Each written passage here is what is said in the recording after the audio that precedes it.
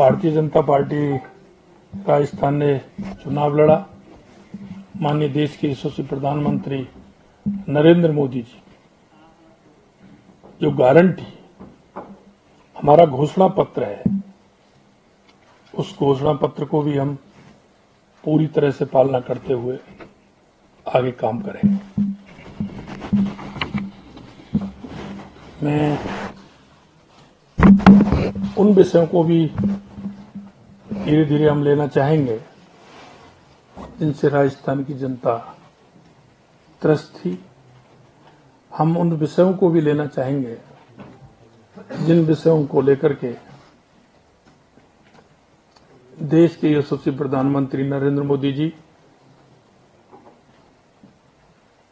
हमारे पंडित दीनदयाल उपाध्याय जी की अंत्योदय की योजना को लेकर के उस अंतिम व्यक्ति के पायदान के लिए, उस अंतिम व्यक्ति का सहारा बनने के लिए, उस अंतिम व्यक्ति की अभिभूति के लिए देश की यशस्वी प्रधानमंत्री नरेंद्र मोदी जी जो काम कर रहे हैं, उन विषयों को भी हम लेना चाहते हैं।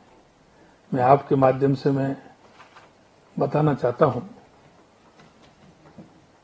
कि महिलाओं के लिए हमारे यशस्वी प्रधानमंत्री जी ने जिस तरह का काम किया है पूरे देश के अंदर, हमने राजस्थान में महिला और बाल का अत्याचार देखा है।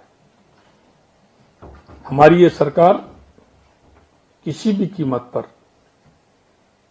महिला और बाल का अत्याचार सहन नहीं करेगी। महिला सुरक्षा, भ्रष्टाचार हमारी प्रमुख रूप से प्राथमिकताएं रहेंगी। कानून व्यवस्था हमारा प्रमुख विषय रहेगा। महिला सुरक्षा, भ्रष्टाचार उन्मूलन हमारी सरकार की मुख्य प्राथमिकताएं होंगी।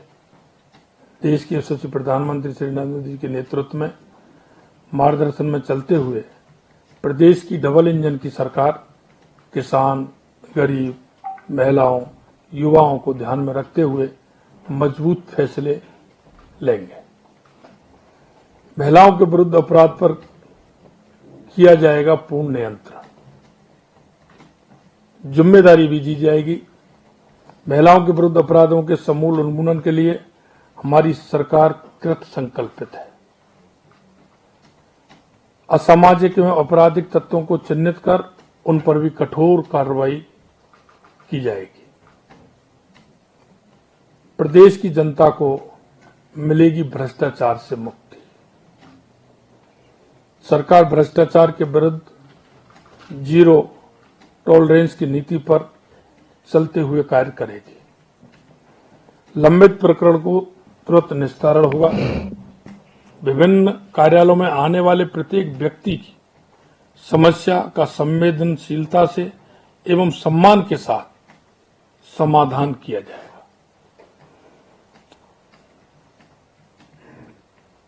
भ्रष्टाचार की जवाबदेही भी तय की जाएगी।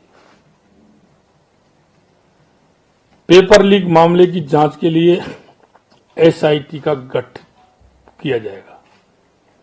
बृहद स्तर पर पेपर लीक की घटना सामने आई है। इसमें प्रदेश के युवाओं को मनोबल टूटा है। आज ही हमने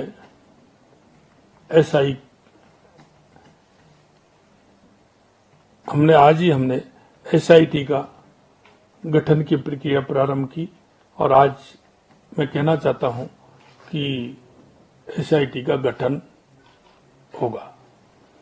पेपर लीक के मामले में के लिए जांच एसआईटी गठन करने का निर्णय लिया है। प्रदेश के युवाओं की शक्ति के भविष्य के साथ जो खिलवाड़ करने वाले अपराधियों को सख्त सजा मिलेगी, क्योंकि उन युवाओं का भविष्य अंधकार में जिन्होंने डालने का काम किया है, ये सरकार किसी कीमत पर उनको बख्शने वाली नहीं है। भविष्य में कोई पेपर लीक की घटना ना हो, ये सुनिश्चित किया जाएगा। जिन्होंने किया है उनको छोड़ा नहीं जाएगा। एंटी गैंगस्टर टास्क फोर्स की भी घोषणा करते हैं। संगठित अपराध उन्मूलन के लिए एडीजीपी अधिकारी के नेतृत्व में एक विशेष कार्यदल एंटी गैंगस्टर टास्क फोर्स का गठन किया जाएगा। प्रदेश के अंदर किसी भी तरह का अपराध नहीं होने दिया जाएगा। सख्त कार्रवाई की जाएगी और किसी भी तरह का अपराध होगा उसके खिलाफ कार्रवाई होगी। जैसा मैंने कहा,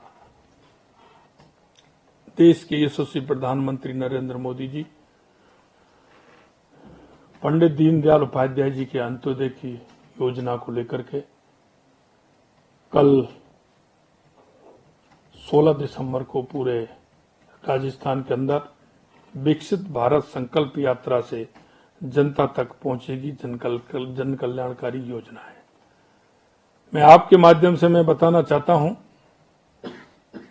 कि माननीय प्रधानमंत्री जी का ये ड्रीम प्रोजेक्ट पंडित दीनदयाल उपाध्याय के अंत्योदय को लेकर के जो उन्होंने पूरे देश के अंदर उन गरीब परिवारों को चिन्हित करने का भी काम किया है और उनको उन योजनाओं का लाभ देने का भी काम किया है। हम चाहते हैं कि कोई भी पात्र व्यक्ति इस योजनाओं से वंचित ना रहे। इसके लिए भी हमने एक प्रदेश के अंदर एक मॉनिटरिंग कमेटी का गठन किया है कि प्रतिदिन कितने पात्र लोगों को लाभ देने का काम किया है।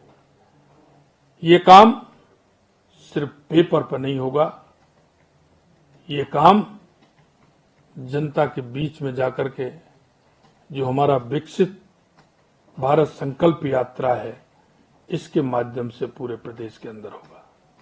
देश के यशस्वी प्रधानमंत्री श्री नरेंद्र मोदी के विजन पर चलते हुए भारत विकासशील से विकसित देश बनने की ओर तेजी से अग्रसर हो रहा है।